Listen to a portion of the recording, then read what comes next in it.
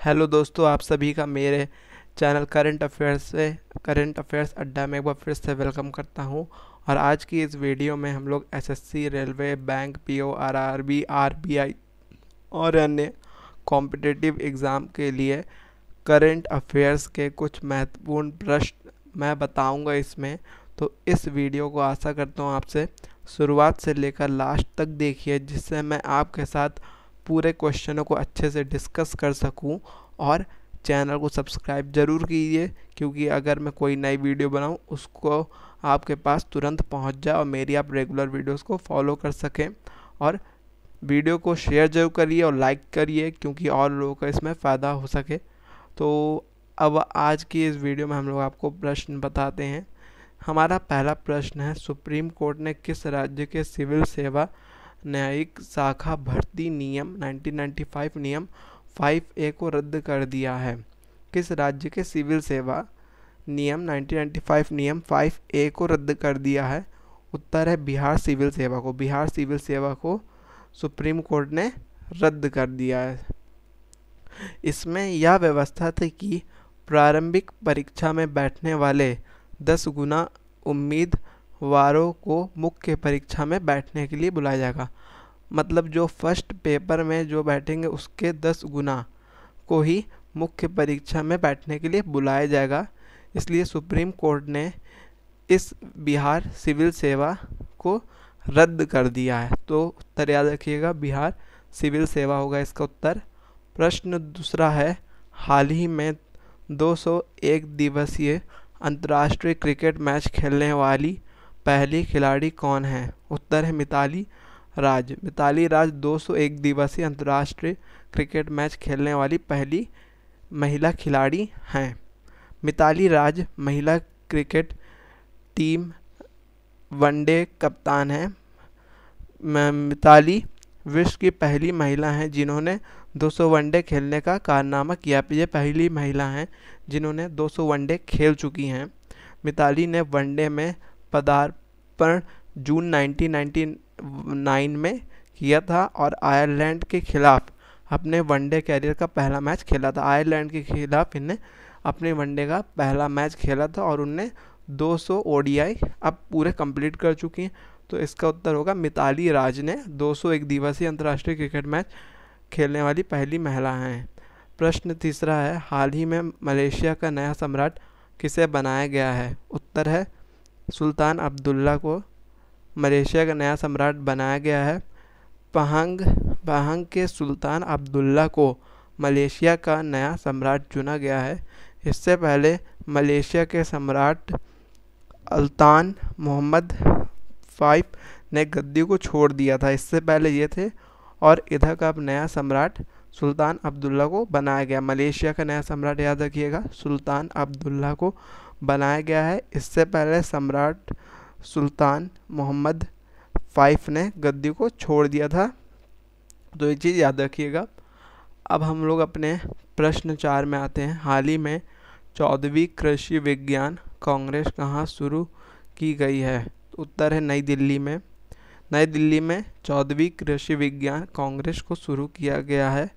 Doctor Trilochan Mahapatra महानिदेशक एवं सचिव ने राष्ट्रीय कृषि विज्ञान परिषद नई दिल्ली में आयोजित किया है। इसके तहत किसानों की आय वर्ष 2022 तक 2 गुनी करने के लक्ष्य में रखा गया। इसका ये लक्ष्य है जो आने वाले वर्ष 2022 तक किसानों की आय 2 गुनी कर दी जाएगी। तो याद रखिएगा, हाल ही में 14वीं कृषि विज्ञान कांग्रेस कहाँ शुरू की गई है? नई दिल्ली में इसका उत्तर होगा। अब हम लोग अपने 5वें प्रश्न में आते हैं। अस्पतालों और स्वास्थ्य सेवा प्रदाताओं के लिए NABH ने एंट्री लेवल प्रमाणन प्रक्रिया सरल बनाने के लिए किस नाम से पोर्टल आरंभ किया? बहुत इंपॉर्टेंट क्वेश्चन है, करंट अफेयर का बहुत ही ज़्यादा इम्पॉर्टेंट। तो इसे याद रखिएगा, इसका उत्तर होगा होप। HOP होप नाम का पोर्टल शुरू किया है। इसमें हरियाणा के स्वास्थ्य मंत्री अनिल विज ने कहा कि पहले चरण में प्रदेश के 84 अस्पतालों का राष्ट्रीय प्रत्यायन बोर्ड NABH से मान्यता प्राप्त कराई जाएगी। स्वास्थ्य मंत्री ने इस संबंध में NABH के मुख्य अधिकारी के कालरा के साथ बात की है, मतलब बैठक की है। फिर उन्होंने ये चीज़ बताई कि ये पोर्टल शुरू किया जाएगा, HOP होप। तो याद रखिएगा इस पोर्टल का नाम होप है, बहुत महत्वपूर्ण क्वेश्चन है। अब हम लोग अपने 6वें प्रश्न में आते हैं। प्रधानमंत्री नरेंद्र मोदी को दक्षिण कोरिया में सियोल शांति पुरस्कार 2018 से नवाजा गया है और यह पुरस्कार पाने वाले जो भारतीय बन गए हैं, मतलब कौन से भारतीय वो बने हैं, ठीक है। तो इसको ये बताएं, इसमें उत्तर होगा पहले भारतीय वो बने हैं, ठीक है। PM मोदी, प्रधानमंत्री नरेंद्र मोदी पहले भारतीय जो ये पुरस्कार को प्राप्त किए हैं। PM नरेंद्र मोदी को शुक्रवार को शांति पुरस्कार से नवाजा गया है। वह इस पुरस्कार को पाने वाले पहले भारतीय और 14वें व्यक्ति हैं। इस सम्मान को प्राप्त करने वाले संयुक्त राष्ट्र महासचिव कोफी अन्नान और जर्मन चांसलर एंजेला मर्केल शामिल हैं। इससे पहले ये अवार्ड को प्राप्त कर चुके हैं और अब ये नरेंद्र मोदी को दिया गया है। तो ये याद रखिएगा, पहले भारतीय हैं। प्रश्न 7 में आते हैं। भारत का वह शहर जिसने पुलवामा हमले के बाद पाकिस्तान ने चमड़ा न खरीदने का फैसला लिया है। आगरा, क्योंकि आगरा में ही चमड़े का बहुत बड़ा व्यापार है, तो उधर से पाकिस्तान ने चमड़ा न खरीदने का फैसला लिया है। याद रखिएगा, आगरा से भारत का वह शहर जिसने पुलवामा हमले के बाद पाकिस्तान ने चमड़ा ना खरीदने का फैसला लिया है। तो उत्तर होगा ये आगरा। अब हम लोग अपने प्रश्न 8वें में आते हैं। हाल ही में पहला सुभाष चंद्र बोस आपदा प्रबंधन पुरस्कार प्रदान किया है। उत्तर होगा NDRF की 8वीं बटालियन को, ठीक है। NDRF की 8वीं बटालियन पहला सुभाष चंद्र बोस आपदा प्रबंधन पुरस्कार प्रदान किया है NDRF की 8वीं बटालियन को। गृह मंत्रालय ने बताया कि बटालियन को एक प्रमाण पत्र और 51 लाख रुपए का नकद दिया जाएगा। यह पुरस्कार नेताजी सुभाष चंद्र बोस के सम्मान में शुरू किया गया है। नेताजी सुभाष चंद्र बोस के सम्मान में ये पुरस्कार को शुरू किया गया है और इसमें 51 लाख रुपए और प्रमाण पत्र इसमें पुरस्कार के उससे दिया जाएगा, ठीक है। तो बहुत महत्वपूर्ण प्रश्न है ये भी। अब हम लोग अपने 9वें प्रश्न में आते हैं। हाल ही में पेश हुए 2019-20 के बजट में ग्रेच्युटी का सीमा को 10 लाख से बढ़ाकर कितना कर दिया है। उत्तर है 20 लाख कर दिया गया है, 20 लाख कर दिया गया, ठीक है। तो याद रखिएगा 2019, 2019 का जो बजट है उसमें ग्रेच्युटी को बढ़ा दिया गया और वो 20 लाख कर दी गई है।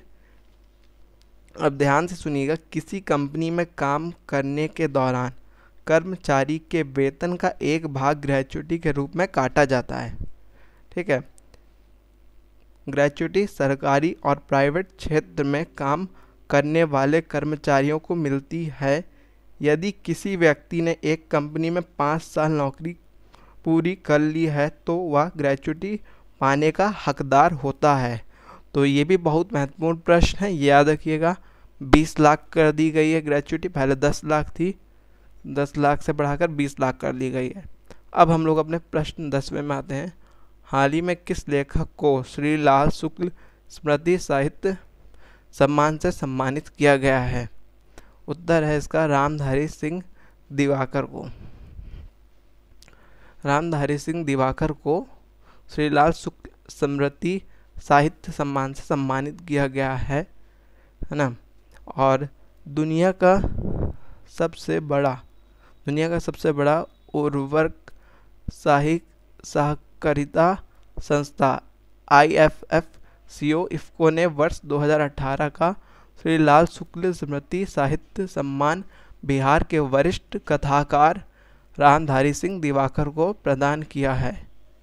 दिवाकर को प्रतीक चिन्ह, प्रशस्ति तथा 11 लाख रुपए इसमें दिए गए हैं, ठीक है। तो याद रखिएगा।